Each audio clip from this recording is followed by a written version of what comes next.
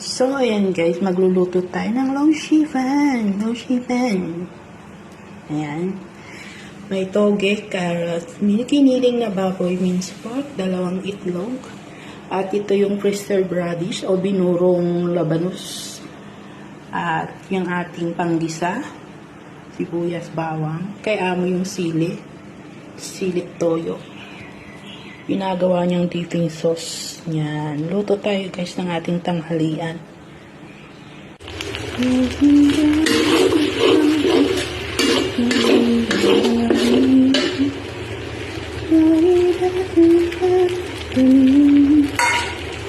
Hello.